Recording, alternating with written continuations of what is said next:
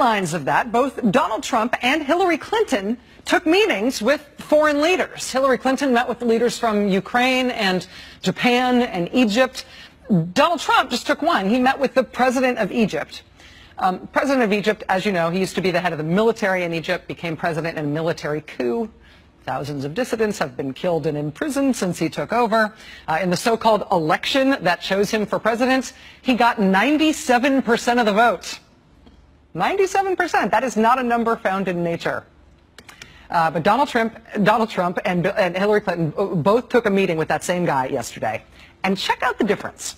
The Trump campaign put out this press statement about their meeting, quoting, Mr. Trump thanked President el-Sisi and the Egyptian people for what they've done in defense of their country and for the betterment of the world.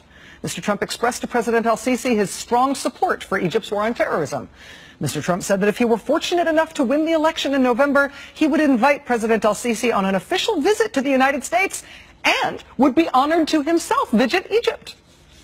And then they made out. Right? Could not have been more effusive. Putin's going to be jealous. Now look at the Clinton meeting. It starts off kind of the same. Secretary Clinton and President Sisi had a constructive discussion about bilateral ties and cooperation on a wide range of issues, including counterterrorism. But then notice the change. Secretary Clinton emphasized the importance of respect for rule of law and human rights to Egypt's future progress.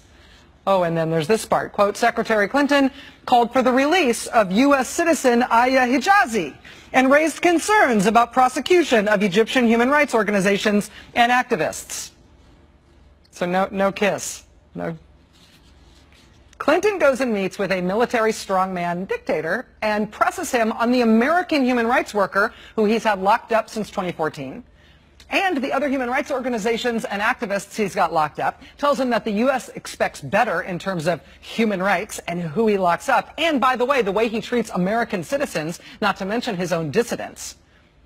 Trump takes a meeting the same day with the same guy and tells the guy, hey, you know, I really like what you've done with the place. I would love to come visit sometime, or maybe you could come visit me.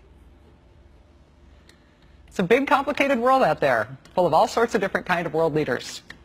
We have a very stark choice to make in terms of how we want the United States to be positioned in this big, bad world.